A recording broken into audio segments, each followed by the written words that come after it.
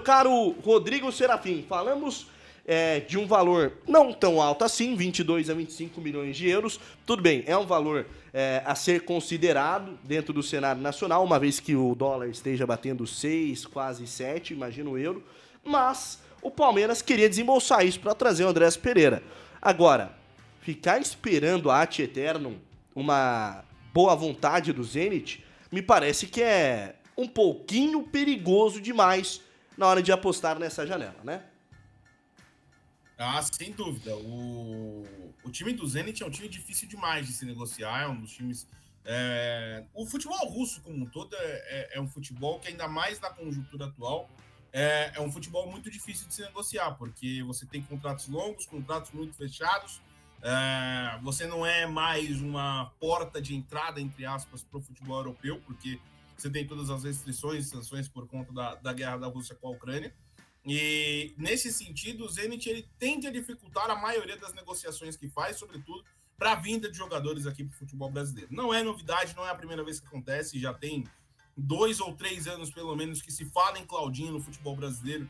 Em praticamente toda a janela, a gente viu uma negociação muito forte com o Flamengo, o Santos procurou valores em outro momento, o próprio Botafogo também foi um clube que o Claudinho foi especulado, e o Palmeiras entrou com interesse mais concreto, mais direto, num valor bem próximo ao que ofereceu num primeiro momento para o Andrés Pereira.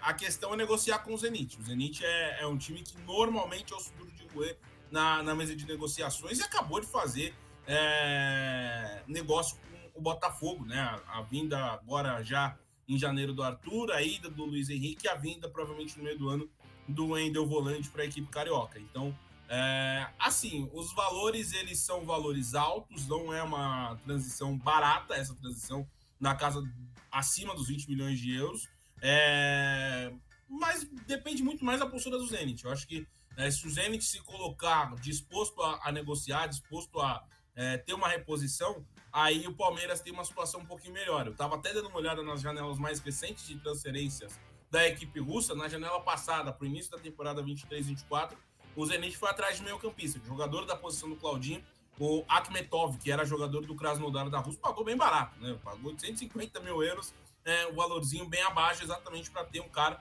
ali para disputar a posição com o Claudinho, né? Então, depende muito mais da postura do Zenit, que normalmente não gosta de facilitar muito a negociação com equipes brasileiras, e o Palmeiras ele mostra uma certa paciência, né, no mercado. Foi assim na negociação com o Andrés, está sendo assim agora na negociação com o Claudinho. Vamos ver se o Palmeiras tem um plano C na manga ou se vai no all-in para cima do meio-campista do time russo. Sabe que me causa estranheza? Eu gostei daquele comentário do Anderson DLS falando: o Botafogo mostrou que é só chegar, pagar o valor que eles pedem e levar o jogador.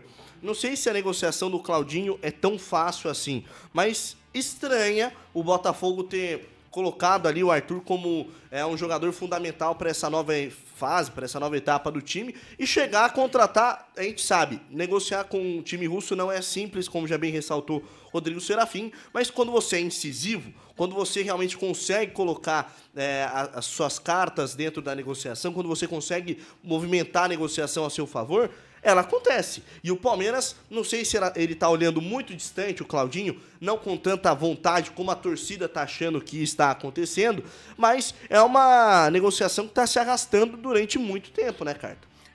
Começa a se estender muito, e principalmente quando a gente compara junto com o Botafogo. Os caras foram resolver em 2, 3 semanas ali a vida, contrataram o Arthur, que era um ex-jogador nosso, ficou uma temporada ali, e é um jogador que vai ajudar muito eles, pode ter certeza.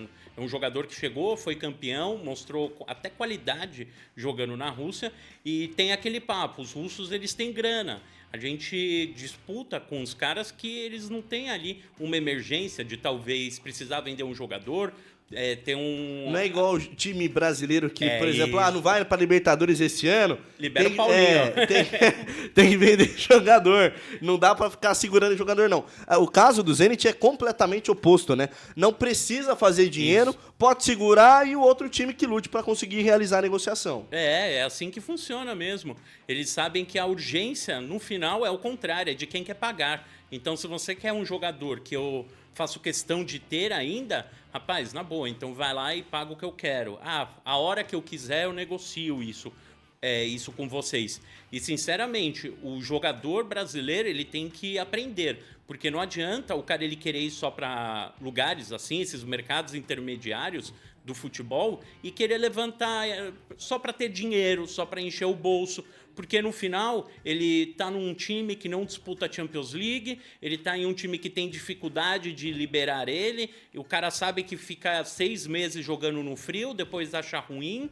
Então tem que ter aí um pouco também do jogador para ele entender que vai para um lugar que depois não adianta ficar forçando uma saída, porque esses caras têm grana e jogador, eles preferem ficar com o jogador sem jogar e pagar o salário para eles. Então o Palmeiras eu fiquei agora admirado negativamente como outra negociação está virando aí uma novela, sendo que o Arthur está saindo em 2 semanas. Isso não é normal.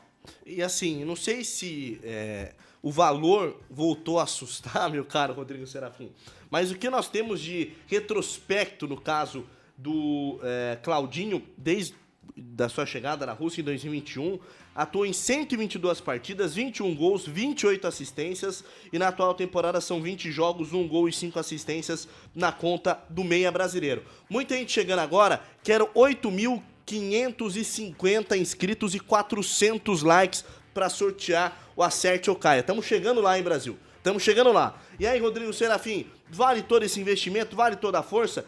Eu vou falar bem a verdade para você. O Andréas Pereira, para mim, é um grande jogador. Eu já discorri sobre isso várias vezes aqui na edição das 6. É um jogador que muda de patamar no meio de campo do Palmeiras. Mas o Claudinho me parece estar até numa categoria acima, numa outra posição desse meio de campo.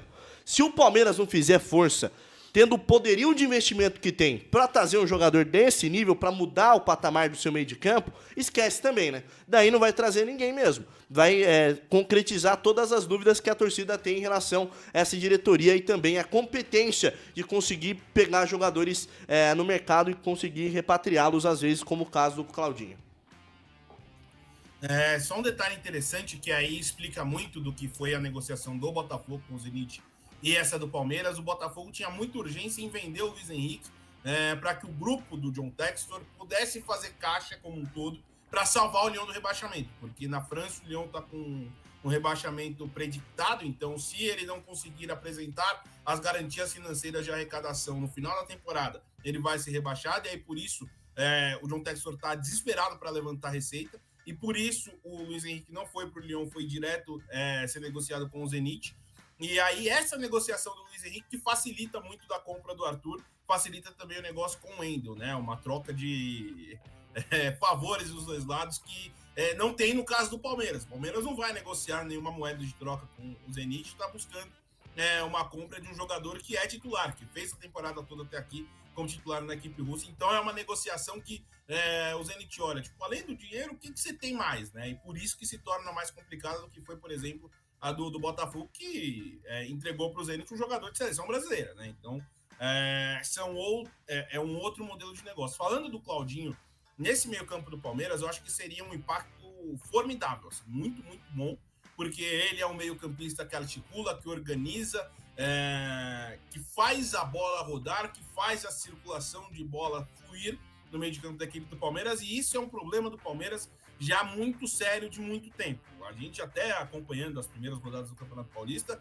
fica com uma impressão ainda mais sólida de que o Palmeiras tem muita falta de criatividade para jogar na faixa central do campo, para circular a bola na faixa central do campo. É um time que depende extremamente dos corredores laterais, e que se tem os corredores laterais travados ou uma defesa bem postada para cortar bolas pelo alto ou os cruzamentos, aí o Palmeiras sofre demais. O Palmeiras tem muita dificuldade. Nesse sentido, ter uma veia mais criativa no meio de campo para organizar o time, para fazer a bola rodar de forma mais rápida, de forma mais concisa e até de forma mais suave, o Palmeiras precisa ter um cara como o Claudinho. O Andréas Pereira era uma opção também nesse sentido, exatamente para qualificar esse passe, para qualificar essa construção e a partir daí fazer com que o Palmeiras seja um time mais criativo. Você pode falar, tem o Rafael Veiga, tem o Maurício. Não são jogadores com a característica de fazer a bola rodar, de fazer o jogo andar, né? Por mais que possam ser construtores de chances de gol, de jogadas,